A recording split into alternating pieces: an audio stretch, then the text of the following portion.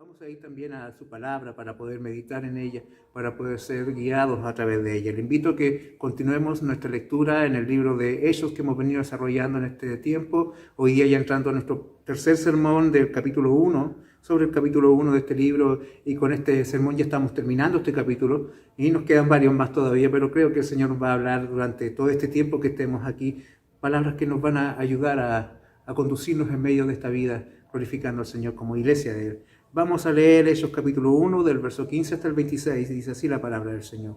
En aquellos días Pedro se levantó en medio de los hermanos, y los reunidos eran como 120 en número, y dijo: varones hermanos, era necesario que se cumpliese la escritura en que el Espíritu Santo habló antes por boca de David acerca de Judas, que fue guía de los que prendieron a Jesús, y era contado por nosotros y tenía parte en este ministerio. Este pues, con el salario de su iniquidad, adquirió un campo, y cayendo de cabeza se reventó por la mitad, y todas sus entrañas se derramaron, y fue notorio ante todos los habitantes de Jerusalén, de tal manera que aquel campo se llama en su propia lengua Aceldama, que quiere decir campo de sangre. Porque está escrito en el libro de los Salmos: sea ella desierta su habitación, y no haya quien more en ella, y tome otro su oficio. Es necesario, pues, que de estos hombres que han estado junto con nosotros todo el tiempo que el Señor Jesús entraba y salía con nosotros, comenzando desde el bautismo de Juan hasta el día en que de entre nosotros fue recibido arriba, uno sea hecho testigo con nosotros de su resurrección. Y señalaron a dos: a José llamado Barsabás, que tenía por sobrenombre Justo, y a Matías. Y orando dijeron: tú, Señor, que conoces los corazones de todos, muestra cuál de estos dos has escogido, para que tome la parte de este ministerio y apostolado de que cayó Judas por transgresión para irse a su propio lugar. Y les echaron suerte, y la suerte cayó sobre Matías, y fue contado con los 11 apóstoles. Amén. Le invito a que tomemos un tiempo para orar.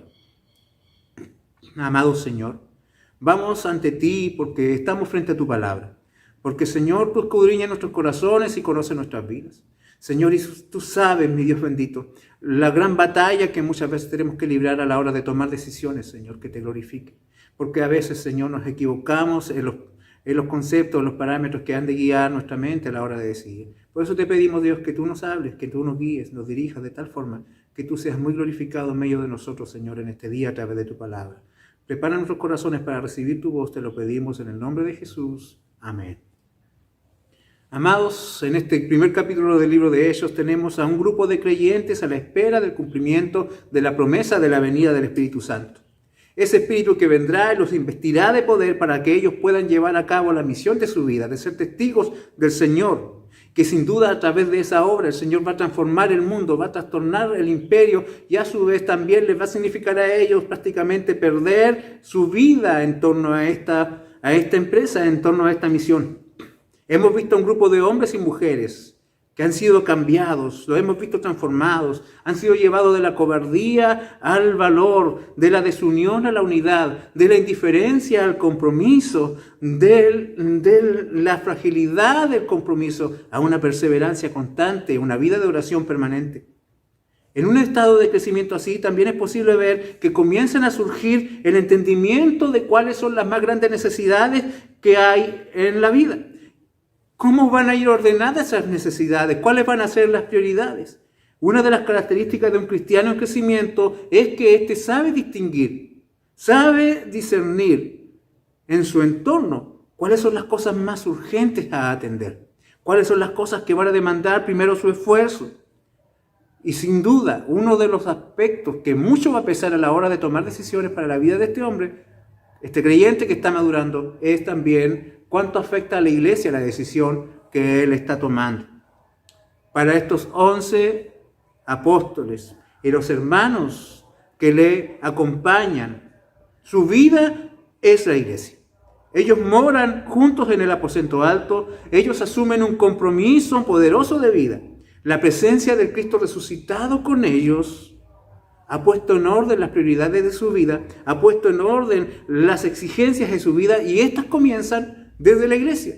Todo lo que ellos van a hacer, todo lo que ellos harán, ¿cierto?, de aquí al futuro comenzará desde la iglesia.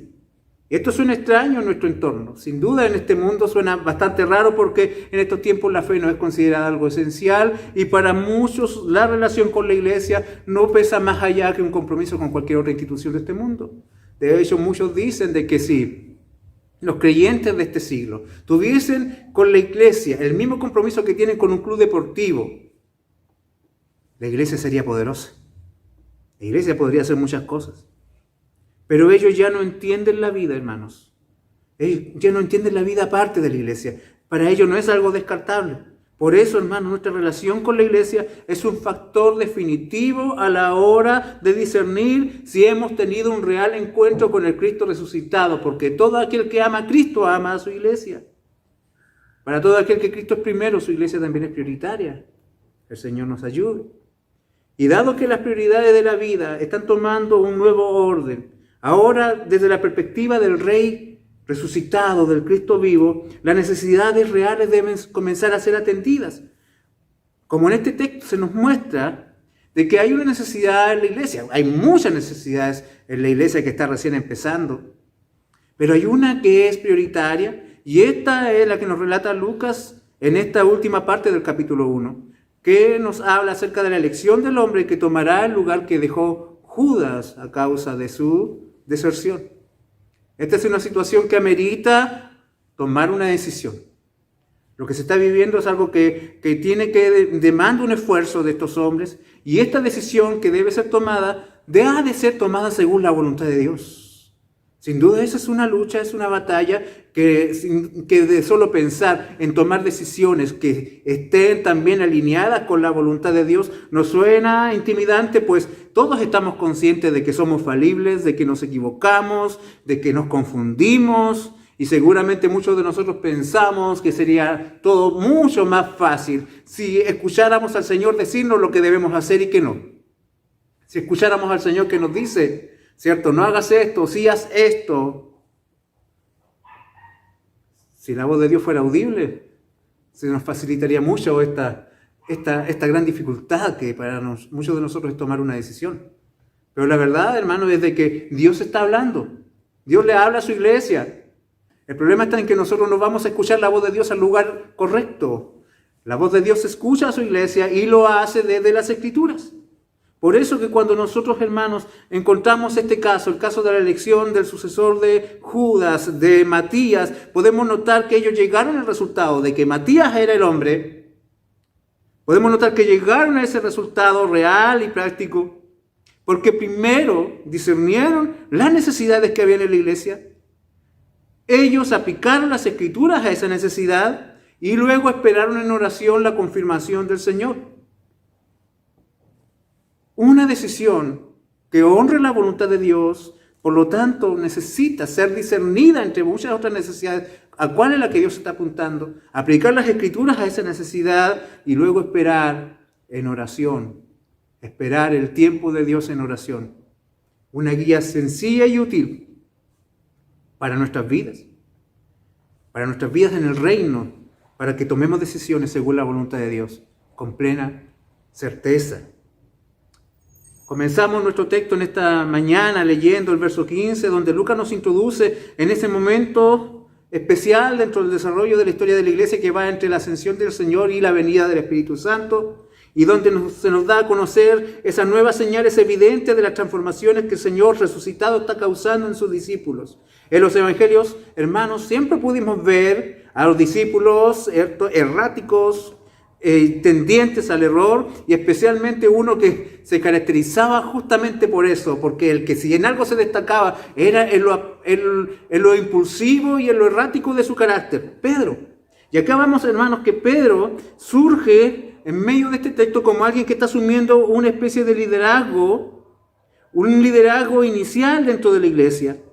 Y este hombre que está aquí actuando y tomando la palabra dentro de los hermanos, era el mismo que siempre lo vimos actuando de forma, como le decía, impulsiva, errática e imperfecto.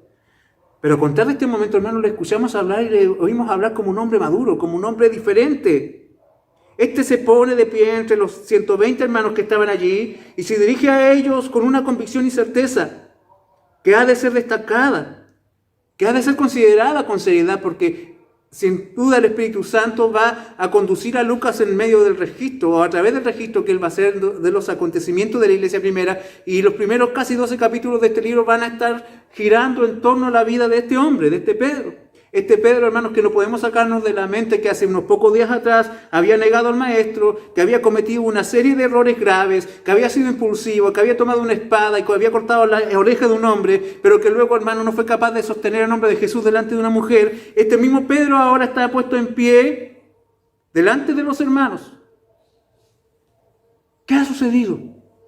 Un proceso de restauración. El Señor resucitado tuvo un trato especial con este hombre y él tuvo que experimentar el quebrantamiento, y también a través de ese quebrantamiento el Señor le permite experimentar la gracia. Y por lo tanto, hermanos, lo que él ha asumido como liderazgo es un liderazgo que emana de la gracia del Señor, porque sin duda por los méritos de Pedro él no pudiese estar calificado para ejercer, pero fue la gracia de Dios la que le permite alcanzar un lugar y él es puesto en medio de los hermanos. Definitivamente Pedro había demostrado por sí mismo que él no podía alcanzar una estatura de eminencia en medio de los hermanos, dado que su carácter era muy defectuoso.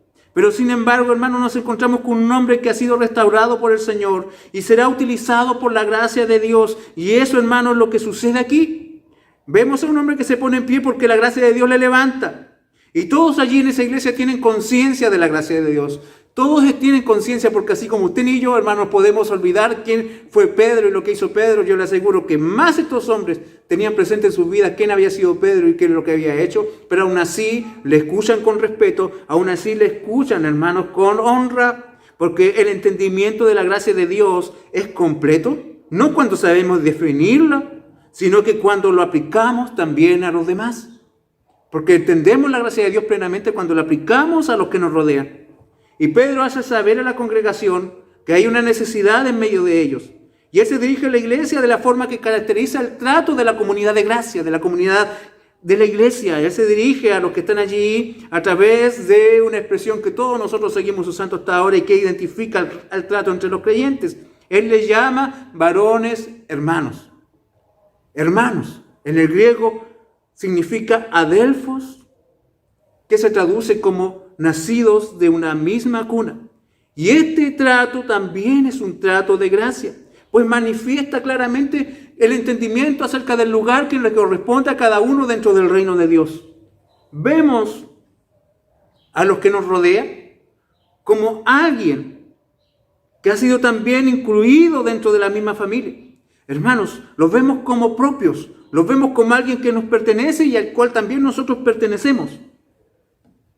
El entendimiento de la pertenencia, que se manifiesta a través de la palabra, hermanos, es algo que ha caracterizado a la iglesia a través de los siglos. Sin duda hoy es común escuchar decir a muchas personas: la iglesia debe hacer esto, ustedes debieran encargarse de esto. Vemos a muchos y escuchamos a muchos opinar acerca de la iglesia poniéndose al margen de ella y no asumiendo su parte de responsabilidad que tienen para con la iglesia, con esa parte que le atañe a ellos también. Pero la acción de alguien que tiene claro su lugar en el reino es que siempre se está incluyendo dentro de la iglesia. No habla de ustedes, habla de nosotros. No habla ustedes deben hacer, dice nosotros debemos hacer. Y Pedro se incluye en ser parte de la solución de la necesidad que la iglesia tiene en ese momento. Y dentro de muchas cosas que se necesitan, hay una cosa en particular que este varón ha entendido y que se la comunica a sus hermanos. Y esta es la necesidad de encontrar un varón que ocupe el lugar dejado por Judas. Este hombre discierne las necesidades que han de ser atendidas con prioridad dentro de la iglesia. Tiene un entendimiento particular acerca de dónde debiesen partir, dónde debiese ser el punto de partida. Y él comprende de que el plan del Señor, el diseño del Señor tiene que ser atendido y que ellos son responsables de sacar adelante también ese proyecto. Pero ¿cómo lo va a hacer? ¿Cómo se puede discernir las necesidades y encontrar solución a ellas? ¿De dónde surge en la mente de Pedro de que eso es importante? ¿Acaso hay algún registro dentro de los versos que nos hablan de los 40 días que el Señor estuvo con ellos, donde el Señor les dijo: escojan a un sucesor para Judas? Ahora uno también pudiese preguntarse por qué, si esto era algo tan importante, el Señor mismo no lo hizo antes de ascender al cielo. ¿Por qué ellos tienen que hacerse cargo de algo tan difícil, tan trascendente? Viene, hermanos, del entendimiento de las Escrituras aplicadas a la realidad. Y esto es algo especial que vamos a ver dentro de los versos 16 al 20. Cómo él aplica las Escrituras, Pedro, a la necesidad que es necesario solucionar. Podríamos preguntarnos por qué la urgencia de resolver esto, pero Pedro discierne las necesidades según la voluntad de Dios. Esto suena potente. Y pudiésemos preguntarnos, ¿qué clase de poder mental ha adquirido Pedro que ahora puede entender las cosas según la voluntad de Dios? Esto sin duda es para gente extremadamente iluminada. Esto sin duda es para nosotros algo que solamente tienen como capacidad aquellas personas que tienen como una especie de superpoder. Pero hermanos, no es que tenga él un superpoder. No es que él tenga una capacidad o un don especial que le permite discernir la necesidad más urgente. Lo que vemos que Pedro está haciendo, hermanos, es que él se ha saturado de las Escrituras. Él se ha llenado de la palabra del Señor y desde ella entiende y discierne la realidad. Desde ella entiende y discierne las necesidades. Y es por ellas que anuncia a los hermanos la necesidad que ahora deben atender y deben solucionar. En el verso 16 leemos, varones hermanos, era necesario que se cumpliese la Escritura.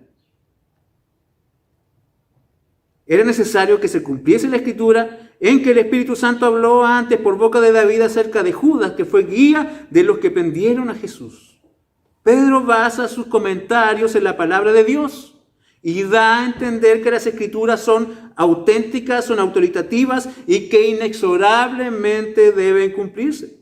Establece una relación fundamental entre la palabra escrita con el Espíritu Santo, sentando aquí una premisa que es propia de una iglesia bíblica, de una iglesia verdadera. ¿Y cuál es esta? ¿Qué ha de caracterizar irrefutablemente una verdadera iglesia? Es que esta verdadera iglesia, hermanos, entiende de que el Espíritu Santo habla a la iglesia a través de la palabra escrita, a través de la revelación, a través de la Biblia, a través de las Escrituras. Una iglesia que prescinde de las Escrituras o que busca la voz del Espíritu Santo en otra parte, sin duda ha extraviado el camino.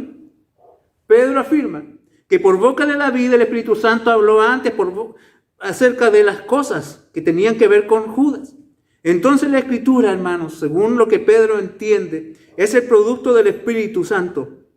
Como Pedro luego elocuentemente lo deja establecido en una de sus epístolas, segunda de Pedro capítulo 1, versos 20 al 21, que dice así: entendiendo primero esto, que ninguna profecía de la Escritura es de interpretación privada, porque nunca la profecía fue traída por voluntad humana, sino que los santos hombres de Dios hablaron siendo inspirados por el Espíritu Santo. La iglesia primitiva era una iglesia, note usted las características de la iglesia primitiva, era una iglesia que nacía desde la unidad, la oración y el permanecer centrados en las Escrituras. Y su vida se desarrollaba en torno a esto. Lo que ellos, hermanos, descubrieron en la palabra, lo que ellos encontraban en las Escrituras, lo que la palabra les mandaba hacer, ellos lo hacían. Pedro afirma que el Espíritu se comunica a nosotros a través de la boca de David. Pedro, por lo tanto, aquí, hermanos, está citando 2 salmos. Los salmos eran una de las porciones del Antiguo Testamento que más era usada en la liturgia judía. Se usaban en las sinagogas, en los servicios especiales de adoración, y por lo tanto era común de que todos los hombres tuviesen acceso a la palabra del Señor, especialmente a los salmos. Y es importante, hermanos, esto es trascendente ver cómo este mismo Pedro, que ya lo dijimos, que había negado al Señor, y que luego ahora está asumiendo un liderazgo, este mismo hombre que no tenía más educación que la de un pescador, hermanos, entiende las Escrituras y las interpreta de una manera tan correcta, usa una exégesis, usa una hermenéutica tan perfecta que aplica, que tiene que ver con la realidad que a él le atañe, y eso es algo maravilloso, y eso, hermanos, es algo que a nosotros nos debiese animar, que no solamente las Escrituras y el entendimiento de ellas está reservado para las grandes eminencias de los seminarios, sino que todo hombre que ama al Señor, toda mujer que ama al Señor, todo joven que ama al Señor, todo niño que ama al Señor, todo anciano que ama al Señor, puede ir a las Escrituras y con la ayuda y la guía del Espíritu Santo entenderlas para poder encontrar dirección para su vida. Pedro cita, hablando de David, y específicamente cita el Salmo 69 y parte del Salmo 103. Hermanos, los salmos más usados en la liturgia judía y los que más se citan también en el Nuevo Testamento eran el Salmo 69 y parte del Salmo 22. Ahora lo que Pedro manifiesta es que Judas había desertado. Como dice acá, Judas se hizo guía de los que prendieron a Jesús. Y note usted que cuando él habla esto, lo une el verso 17 donde dice, y era contado con nosotros y tenía parte en este ministerio. ¿Cuál es el problema? ¿Qué es lo que pasó con Judas? ¿Por qué es necesario buscar a alguien que ocupe su lugar? Hermanos, las razones de esta elección, las razones de esta decisión que se han de tomar, surgen del hecho de la deserción de Judas, no propiamente tal de su muerte. Y es interesante, hermanos, tener en cuenta esto porque más adelante nos vamos a encontrar con que Jacobo, uno de los discípulos también y uno de los íntimos del Señor, uno de los tres más cercanos, es asesinado por Herodes. Él muere, pero la iglesia no buscó un sucesor. No hubo una segunda elección. O sea, la razón que vemos acá para buscar a alguien que ocupe este lugar no está en que Judas murió, sino que está en el hecho de que Judas, siendo uno, como dice el verso 17, que era contado con nosotros y tenía parte de este ministerio, hizo lo que aparece al final del verso 16. Fue guía de los que prendieron a Jesús. O sea, fue un apóstata. Fue alguien que renunció a su llamamiento. Fue alguien que hizo algo completamente contrario a aquello para lo cual había sido llamado. Él había desertado del apostolado, por lo tanto quedaba allí un lugar desocupado, un lugar vacío que era necesario ser llenado. Entonces, eso es importante que lo entendamos. Por lo tanto, esto nos ayuda a entender por qué no existe la sucesión apostólica. Porque no es la muerte la que amerita el llamar a un nuevo apóstol. Es la deserción en un momento crucial del inicio de la iglesia, cuando la iglesia estaba siendo fundada. En segundo lugar, lo que Pedro también entiende de que ellos eran contados de una manera especial. Había un número que tenía que ser completado y este número era un número que el Señor había señalado y que tenía un significado espiritual especial. Nosotros no practicamos la numerología, pero sin duda los judíos tenían un entendimiento especial acerca de los números y la significancia que ellos tenían, y el Señor también le dio esa misma importancia. Pero lo que dice acá el texto, hermanos, de que cada uno de ellos representaba a esas 12 varones, a las 12 tribus de Israel, que habían de ser restauradas para formar el Israel espiritual, que el Señor iba a bendecir con el derramamiento de su Espíritu Santo en el Pentecostés. Cuando hablamos del Israel espiritual nos referimos a la iglesia, al número total y completo de cada uno de los salvados, que incluye un número determinado de gentiles también, que serán incluidos en ella y que el Señor ha predestinado desde antes de la fundación de este mundo. Notemos también que Pedro entiende que aunque Satanás asusó el pecado del corazón de Judas para impedir el propósito de Dios, el plan del Señor es inmutable y Dios en su providencia permite que hasta la maldad de los hombres coopere en el cumplimiento de su voluntad perfecta. Y por lo mismo el número original de aquellos que el Señor llamó debe ser completado, pues el Señor está decidido a cumplir su plan con la iglesia. En el verso 18 nosotros notamos de que acá el apóstol Pedro cita 2 salmos y él los usa como la referencia, como el fundamento del por qué la necesidad de buscar a un sucesor para Judas. Verso 18 dice, este pues, con el salario de su iniquidad adquirió un campo, cayendo de cabeza se reventó por la mitad, y todas sus entrañas se derramaron, y fue notorio a todos los habitantes de Jerusalén, de tal manera que aquel campo se llama en su propia lengua Aceldama, que quiere decir campo de sangre, porque está escrito en el libro de los Salmos, sea hecha desierta su habitación, y no haya quien more en ella, y tome otro su oficio. La primera parte, sea hecha desierta su habitación y no haya quien more en ella, es referencia al Salmo 69. Y la segunda parte, tome otro su oficio, es una referencia al Salmo 109. Pedro introduce la cita del Antiguo Testamento, tan recordada, hermanos, y que nos recuerda, ¿cierto?, especialmente al ministerio profético en el verso 20, porque está escrito. Es decir, las Escrituras han mantenido su vigencia, son absolutamente confiables, ellas se cumplen, ellas lo dijeron, allí está Dios hablándonos. Pero nosotros también notemos que aunque todo lo ocurrido fue determinado por la soberanía de Dios, según lo que dice el verso 20, nosotros volvemos atrás al verso 18 y nos encontramos que todo aquello que ocurrió es de absoluta responsabilidad de Judas. Pues con el salario de su iniquidad, dice acá el escritor, poniendo, hermanos, a la par estas 2 verdades fundamentales del Evangelio, la soberanía de Dios y la responsabilidad del hombre. Hermanos, fue la responsabilidad de Judas la que está aquí y la que es evidenciada a través de estos textos. En la descripción de los eventos que Pedro hace y Lucas transcribe, Hay una gran cantidad de detalles que se van mostrando.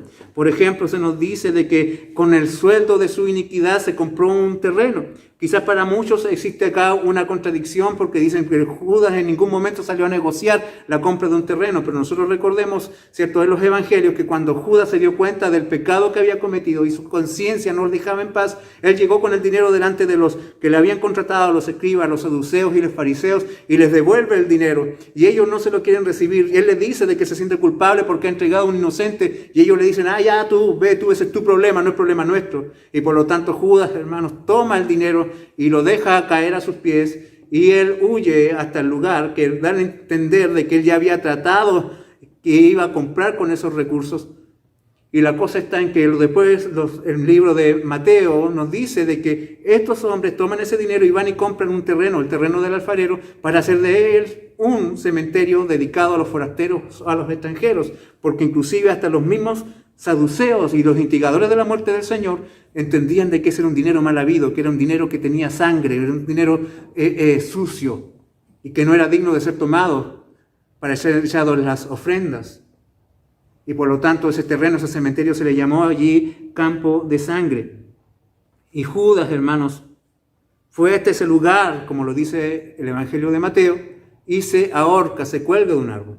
Pedro acá dice de que él adquirió un campo y cayendo de cabeza se reventó por la mitad y todas sus entrañas se derramaron. Sin duda los antecedentes son aquí bastante escabrosos, muy terribles.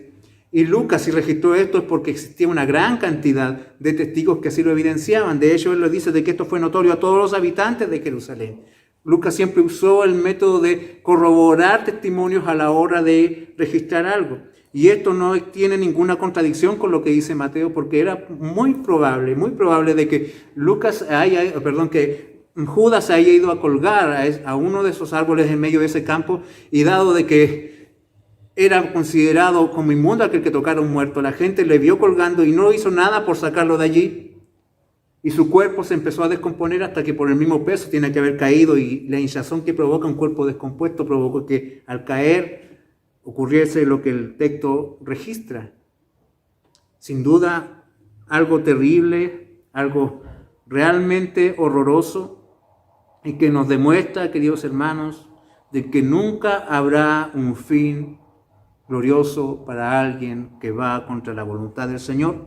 Aquí podemos apreciar también en este registro la horrenda paga del pecado. Dice el Salmo 16, verso 4, se multiplicarán los dolores de aquellos que sirven diligente a otro Dios. Hermanos, no es poca cosa haber conocido al Señor, no es poca cosa haber manifestado compromisos con el Señor, no es poca cosa haberse expuesto a los evangelios del Señor para luego darle la espalda. Las consecuencias siempre serán terribles, siempre serán terribles. Los ídolos son muy malos patrones. El pecado es un amo cruel.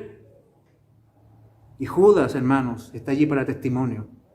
Y el tema está en que todo lo que pasó con él, según el texto, según la Escritura, según la verdad de Dios, es absoluta responsabilidad de él.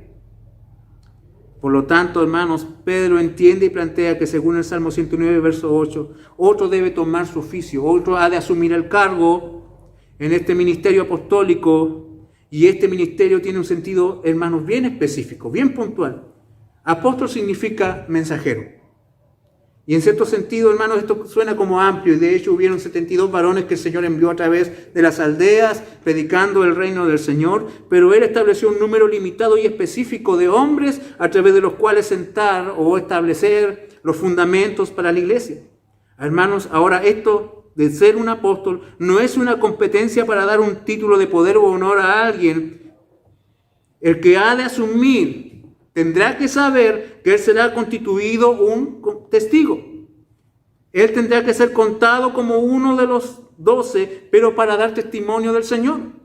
Por lo tanto, hermanos, el testigo tiene una implicancia doble. Ser llamado testigo tiene un doble significado. Se refiere a dar testimonio de algo que una persona ha observado, y se refiere también al acto de testificar en un caso defendiendo una verdad al extremo del sacrificio. O sea, hermanos, aquí no está la idea del glamour o la fama en la mente de aquellos que están en la iglesia hasta ahora al hablar de apóstoles.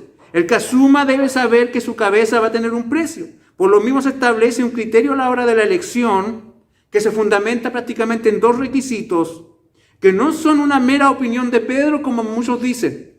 Dicen, fue Pedro el que lo propuso, que se hicieran las cosas de esta manera. Si nosotros, hermanos, asumimos de que Pedro está haciendo todo lo que está haciendo guiado por el Espíritu Santo y a través de la interpretación de las Escrituras, sin duda los requisitos para decidir quién será el sucesor de Judas no son un mero capricho que se le ocurrió al apóstol, sino que es la guía activa del Espíritu Santo en ese momento de la historia de la iglesia. El primero de ellos, hermanos, es que dentro de todos los que están allí, dentro de todo ese grupo de hermanos que están allí, de esos 120, se busquen a hombres, como dice el verso 21, que han estado junto con nosotros todo el tiempo que Jesús entraba y salía entre nosotros, comenzando desde el bautismo de Juan hasta el día que de entre nosotros fue recibido arriba. O sea, debe ser alguien que haya participado del ministerio terrenal del Señor, debía ser un testigo ocular, un testigo en primera persona de los eventos que rodearon la vida del Señor, porque él debía estar encargado de entregar un testimonio creíble del ministerio de Cristo, debía entregar un testimonio creíble del Evangelio. Y para poder establecer un criterio práctico, real y conciso, entonces se establecen como parámetros básicos dos eventos históricos que están allí, hermanos, dentro de la vida del Señor. El primero es el bautismo del Señor Jesús allá en el Jordán a través de Juan y su ascensión hasta los cielos. Cualquiera que haya estado presente acompañando al Señor dentro de esos dos momentos califica según la primera parte de este criterio.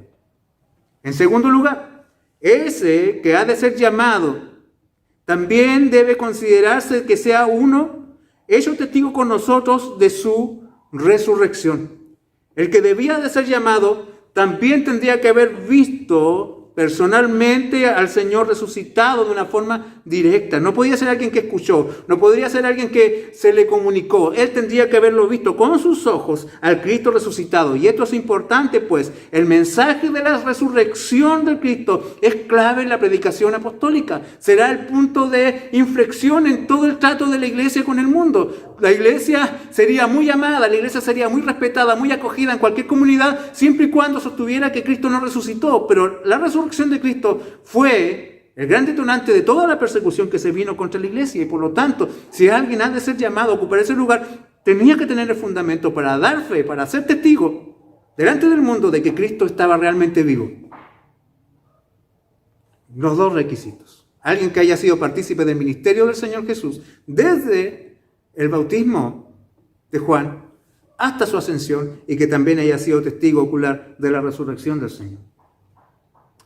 Si usted sigue viendo el mismo texto, notemos que aunque habían 120 hermanos en ese lugar, todos contemporáneos de estos eventos, todos estaban allí, o sea, ellos de una u otra manera vieron al Cristo con sus ojos y fueron testigos. No fue alguien que su abuelo le contó la historia de Jesús, no, estaban allí en ese momento. Aún así, de esos 120, solo 2 calificaron. Solo 2 cumplieron con los requisitos determinados. Y sin duda, hermanos, si de esos 120 que estaban allí con apenas 40 días de diferencia entre la ascensión de Cristo o de su resurrección, hermanos, apenas 2 calificaron, ¿cuántos más quedan descalificados todos aquellos que hoy día se arrogan el título de apóstol? Sin duda ellos más excluidos están y tan extraviados están. De esos 122 califican. Y estos 2 varones son identificados claramente. José, llamado Barsabás, que también tenía por sobrenombre Justo, y a Matías. La calificación cayó sobre estos 2 hombres. Hermano, fíjese usted, Barsabás significa hijo del día de reposo y Matías significa regalo de Dios. Sin duda, hermanos, estos mismos son los nombres ya de estos varones. Los nombres que identifican a estos hombres y sus apodos proponen de que estos hombres tienen un carácter piadoso que cumple los requisitos de alguien apto para el ministerio cristiano. O sea, no hay uno que sea mejor que otro, no hay uno que tenga mejores títulos que el otro, no hay uno que sea más calificado que el otro. Definitivamente, si alguien ha de quedar en ese puesto, no será por méritos humanos, no pesarán las capacidades humanas, lo que determinará aquello será la elección soberana del Señor. No es uno más que otro, es simplemente la voluntad soberana de Dios que toma uno de acuerdo a sus propósitos eternos.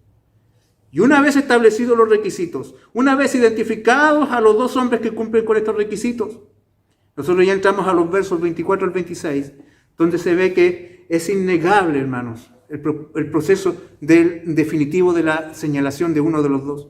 Sin duda, quizás nosotros nos vamos inmediatamente al verso 26 y eso es como innegable que pasa siempre, donde se dice que por suerte se decidió quién habría de ser el apóstol de reemplazo, pero hermanos, eso sería injusto con todo lo que nosotros estamos viendo acá y sería como muy liviano y muy simple irse directamente al verso 26 y al final tanto que se hizo, Pedro tanto que habló de las Escrituras y al final todo se decidió por suerte. La verdad es que no es así. Nosotros podemos observar en el verso 24 que se nos dice que esto, hermanos, esto del verso 26 es el resultado de lo que ellos hicieron desde el verso 24 hasta el 25. El proceso, hermanos, que llevó a la elección de uno de estos dos hombres es un proceso lleno de reverencia y lleno de piedad. El verso 24 dice, orando. O sea, hermanos, vemos en participio la acción de orar. Una oración constante, continua, perseverante, esforzada, apasionada. Hermanos, ellos fueron al ejercicio apasionado de la oración. Una forma de orar bien particular, hermanos, porque era algo tan trascendente que no iba a ser algo tan liviano.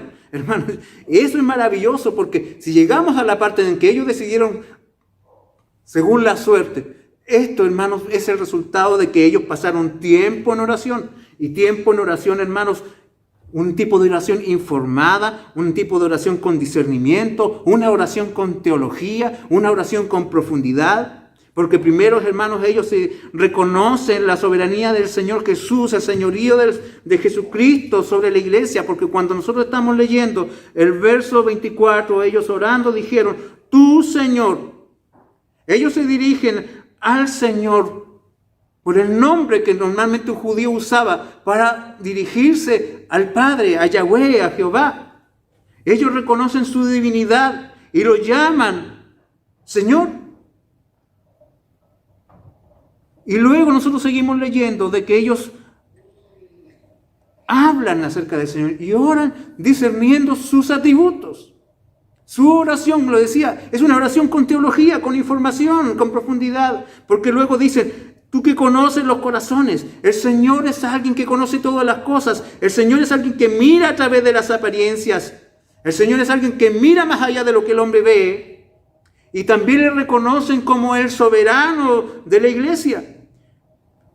Oran al Señor. Tú, Señor, que conoces los corazones de todos, muestra cuál de estos dos escogerás. No. ¿Cuál de estos dos has escogido? Has escogido para que tome la parte de este ministerio y apostolado. Hermanos, ellos están participando. Ellos comprenden, disciernen que están participando de un proceso que el Señor ya hizo. El Señor ya ha escogido. El Señor es el soberano que escoge de entre los hombres de acuerdo a su voluntad. La iglesia camina, hermanos, por una senda ya establecida. La iglesia camina ya por un camino señalado desde la eternidad. La iglesia, hermanos, no se está aventurando a un terreno desconocido, no está, hermanos, entrando a un camino que su Dios no conoce, sino que, hermanos, el Señor nos permite participar en su gracia de aquellos caminos que Él desde antemano tiene preparado para que andemos por Él. El Señor nos coloca en su obra y nos hace colaboradores en su obra. Hermanos, de algo que el Señor ya ha determinado las cosas que han de suceder. No hay un centímetro de este universo que el Señor no gobierne. Y donde sea que el Señor nos manda, hermanos, nos manda dentro de su reino, un territorio que Él conoce, un territorio que Él gobierna, un territorio que Él, hermanos, ha planteado allí su bandera y dice, esto es mío. Y por lo tanto, donde sea que vamos, hermanos, estamos en nuestra tierra, estamos en el territorio propio, en el territorio de nuestro rey. Hermanos, el Señor ya ha escogido. Y los discípulos dicen, muéstranos a nosotros. No, Señor, haz las cosas de aquí en adelante. El Señor no está improvisando. El Señor no tiene planes B. El Señor trabaja en base a su soberanía y los discípulos lo entienden. Y en su oración, ellos oran conscientes de la soberanía del Señor. Por eso, hermanos, el entendimiento de la soberanía de Dios tiene efectos prácticos en la vida del creyente. Trae consuelo, trae dirección. Sea lo que sea que pase, hermanos, aunque a nosotros nos sorprenda, hermano, aquel que entiende la soberanía de Dios, hermano, sabe de que su Señor no le sorprende, de que las cosas ya están hechas, las cosas ya están escritas y están dictadas desde el principio de la historia. Y eso, hermanos, trae consuelo, eso trae certeza, eso, hermanos, trae seguridad a la hora de tomar decisiones. Hermanos, notemos cómo la elección divina para la vida también está relacionada según el texto, con el destino de los malos. Porque inmediatamente que dicen acá, aquel que tú has escogido de entre estos dos, y luego siguen diciendo, para que ocupe el lugar, ¿cierto?, del cual cayó Judas por transgresión para irse a su propio lugar. Y esto, hermanos, es algo que debemos también asumirlo y comprenderlo en su integridad. Hermanos, la elección divina para la vida también está relacionada con el destino de los malos. Es el destino de Judas. Él llegó a su propio lugar y ese lugar ya había sido determinado por Dios para los malvados. Dice aquí el texto, su propio lugar. ¿Cuál es el propio lugar de Judas? Sin duda la condenación, el infierno. Y esto indica, hermanos, que todos los que llegan al infierno llegan allí por justicia. Pero gloria a Dios, todos los que llegan al cielo es por causa de la gracia del Señor. Pero ni el uno ni el otro, hermanos, puede reclamarle a Dios que es injusto. En una oración así invirtió su tiempo la iglesia, antes de escoger, antes de señalar a uno de los dos varones. Una oración informada en la palabra de Dios, una oración guiada por la revelación de Dios. Y solo luego de esto, hermanos, llegamos al verso 26, donde se nos dice que echaron suerte entre ambos. Estas suertes que se mencionan aquí tienen mucho que ver con la cultura judía, con el Antiguo Testamento y la forma que usaban los hombres antiguamente para discernir entre un punto y otro a la hora de tomar una decisión. Hermanos, al buscar suerte no significaba una especie de arte mágico o de adivinación, sino que más bien cuando los judíos en el Antiguo Testamento eran incapaces de discernir la voluntad de Dios de manera clara, ellos buscaban que el Señor se mostrara a través de algunos utensilios que tenía el sumo sacerdote, como el Urim y el Turim, en búsqueda de una respuesta. Estas eran una especie de piedrecitas que estaban en el pectoral del sacerdote y que muchas veces se colocaban dentro de una bolsa de cuero, se sacudían y se dejaban caer, y allí ellos, con señales que entendían ellos, sabían cuál era la respuesta que estaban buscando. Y atribuían aquello a la dirección de Dios. Y sin duda Dios muchas veces mostró y ayudó a discernir situaciones a través de aquellos métodos. Pero hermanos, luego de esta situación, nunca más nosotros vemos que la iglesia lo hace así. Entonces, por lo tanto, esto no significa que así se resuelven las cosas en la iglesia, sino que fue un evento puntual, y hasta que el Espíritu Santo vino, hermanos, nunca más fue necesario, después de que el Señor cumplió su promesa, nunca más fue necesario que la iglesia recurriera a estas cosas para poder discernir la vida de la iglesia de ahí en adelante. Por lo tanto, hermanos, lo que nosotros vemos aquí, asistimos en este texto, es un evento histórico único en el nacimiento de la iglesia, que no estamos llamados a repetir, hermanos, pero del cual podemos extraer tremendas enseñanzas para nuestra vida. Finalmente, el señalado es Matías.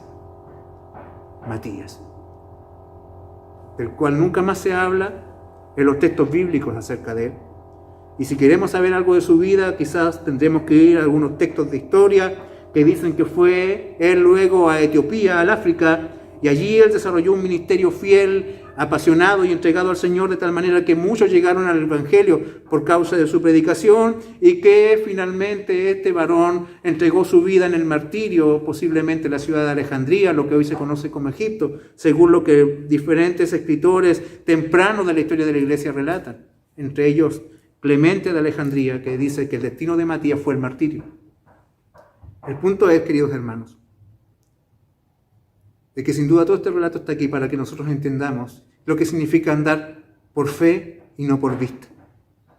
Por lo tanto, hermanos, debemos discernir ante la vida con una conciencia guiada por las Escrituras, guiados por Dios. Y esto es solo posible, hermanos, solo es posible tener la seguridad a la hora de decidir si la palabra de Dios está ocupando nuestra mente, nuestro corazón, hermanos. Cuando el amor por Dios copa nuestros sentimientos, nuestras convicciones y emociones, y cuando el egoísmo queda a un lado y el bien de la iglesia, el bien de los hermanos, el bien de los que me rodean, hermanos, es nuestra prioridad a la hora de tomar decisiones.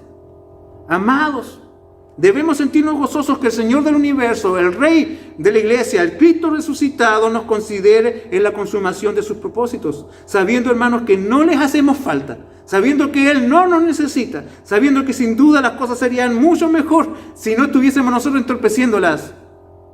Si con humildad reconociéramos, hermanos, que las cosas no ocurren por nosotros, sino que a pesar de nosotros Nosotros con humildad estaríamos constantemente llenándonos de la palabra, buscando direcciones de las Escrituras, poniendo en nuestros corazones un amor más profundo por el Señor. Hermanos, sin duda el Señor se perfecciona sus propósitos y nos incluye a nosotros. Y de repente uno se mira a uno mismo y no se encuentra mejor que Pedro, hermanos. Y a veces cuesta tanto mirarse y decir, Señor, me has honrado y me has puesto en este lugar para hablar de ti a los que me rodean. Y sin duda, si estoy aquí, no es por otra cosa, sino por gracia, Señor. Y me toca decidir, y me toca caminar, y me toca hablar. Guía mi mente, guía mi corazón, porque yo no tengo la suficiente sabiduría en mi propia fuerza para poder discernir las cosas que van a ser para mayor gloria de tu nombre. Por lo tanto, ¿de dónde busco yo aquello que ha de guiar mis pensamientos? Sin duda, nuestra fuente de sabiduría está en las Escrituras. Saturemos nuestra mente de la palabra del Señor, saturemos nuestros corazones de la palabra del Señor en este tiempo en que diferentes evangelios están apareciendo, en que hay profetas de diferentes ideologías anunciando caminos mejores para el hombre. La iglesia debe saber discernir lo que agrada a Dios, y lo hará no porque le parece, porque le duele un hueso, porque el frío le afectó una pierna, me duele esta parte de la pierna, tengo que ir para allá. No funcionan así las cosas. Tenemos que ser guiados por la palabra del Señor. Tenemos que sacar cualquier amor que compita en nuestro corazón por el amor por Dios, porque todo amor que beneficia a los que están a mi alrededor surgirá porque primero yo amo a Dios. Si yo amo a Dios primero, amaré bien a mi esposa. Si yo amaré bien a Dios primero, amaré bien a mis hijos. Si yo amo a Dios primero, seré un buen ciudadano y honraré al Señor en todo lo que el Señor me ponga. Nuestras decisiones, hermanos, cuando nosotros ponemos a Dios como prioridad, su evangelio, nos llenamos de su palabra, no tengas miedo. A donde te conduzca el Señor con su voz y con su palabra, será algo que le honre. Bendito sea el Señor. Sin duda esto es una batalla. Sin duda esto es una gran lucha. Nuestros corazones humildes deben caer a los pies del Señor. Con humillación tenemos que buscarle. Tenemos que pedirle en nuestra oración, Señor, ordena mis caminos, ilumina mi mente. Aquí están mis manos, mis pies, mi ser entero dispuesto a servir. Sé que soy torpe, soy muy inexperto y quizás hasta inútil. Pero, Señor, tú tienes el poder de usarme para tu voluntad, según tus planes. Tú eres el soberano, Señor, que has escogido soberanamente antes de que todas las cosas comenzaran. Tú eres el que nos ha llamado. Queremos servirte y ser valiosos para ti. Danos valor, Señor, para que tu palabra, lo que tu palabra dice que hagamos, eso sea nuestra prioridad. Sin duda, es una lucha y es un llamado de todos nosotros tomar decisiones según la voluntad de Dios. Todos queremos hacer la voluntad de Dios. Y nuestra batalla y nuestros oídos luchan con muchas voces. Nuestra mente lucha contra muchas voces en nuestro interior. Pero Dios ya ha hablado. Y una decisión tan complicada como esta se tomó. Porque, hermanos, hubo una iglesia que buscó en la palabra de Dios dirección, que discernió las cosas según la voluntad de Dios, que aplicó la palabra y que esperó en Dios. Y el Señor se glorificó. ¿Se podrá glorificar también el Señor con nosotros en estos días? Sí, puede hacerlo. Es una lucha con nuestra carne, con nuestra cosmovisión, con lo que rodea quizás este mundo, lo que guía quizás el entendimiento de los hombres de estos tiempos, pero sin duda algo queda claro, la sabiduría de Dios siempre va a ser más alta, más perfecta y más grande que la sabiduría de los hombres. Y allá es donde tenemos que acudir, a Él tenemos que clamar. Que el Señor nos guíe en nuestros caminos. Oremos. Padre amado, venimos